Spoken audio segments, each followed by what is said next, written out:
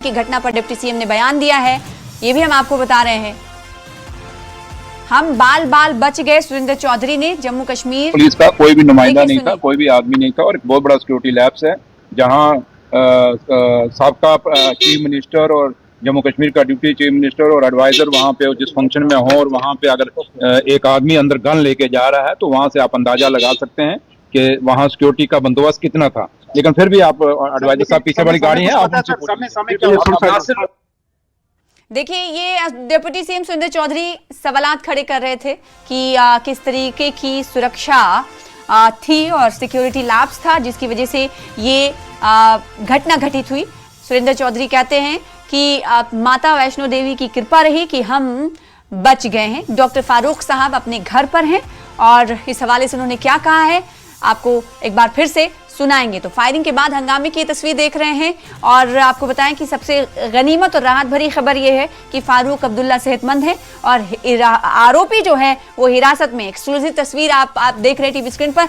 और इस पूरी घटना के हवाले से जानकारी लेने के लिए न्यूज़ 18 जम्मू कश्मीर लद्दाख हिमाचल ने जेके लिच ने सुरेंद्र चौधरी से डिप्टी सीएम से बातचीत की तो उन्होंने इस घटना के हवाले से पुष्टि भी की और साथ ही साथ मीडिया से वो मुखातिब हुए। उन्होंने क्या बयान दिया एक बार फिर से आपको सुनाते हैं। सिक्योरिटी लैब्स का बड़ा मामला बता रहे हैं कि आप बताइए कि दो वीआईपी मूवमेंट अगर हो रहा है, दो बड़े नेता आ रहे हैं तो आखिर इस जगह पर कितना बड़ा ये सिक्योरिटी लैब्स है अपने आप में बताता है।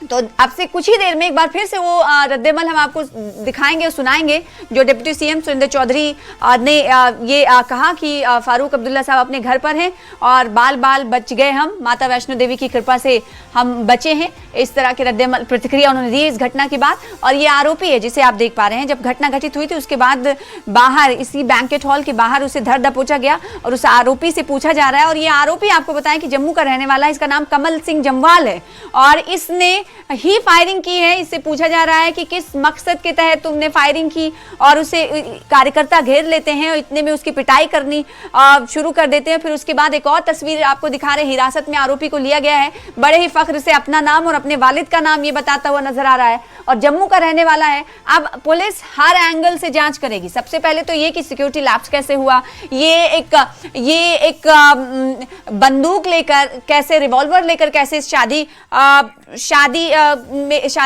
वेन्यू पे पहुंच जाता है, इसे कैसे ये क्या इतनी सिक्योरिटी नहीं थी वहां पर कि कोई छानबीन करता। तो कई सवाल खड़े होते हैं। लेकिन एक बार आइए फिर से आपको सुनाते हैं सुरेंद्र चौधरी ने क्या कहा इस हवाले से, इस घटना के साथ है। हम सब साथ है। मैं अपना हमारे लीडर और कायदे सानी डॉक्टर फारूक अब्दुल्ला साहब, उनके साथ मैं और नासिर साहब, हम तीनों थे। तो अब नासिर साहब कोई जख्मी तो नहीं, बचाव हो गया है। लेकिन अब आप सिक्योरिटी को पुलिस को पूछिए कि इतना बड़ा लैब्स कैसे हुआ है। लेकिन नासिर साहब से आप पूरा बयान। शादी फंक्शन कहाँ था सर? ये रॉयल पार्क में।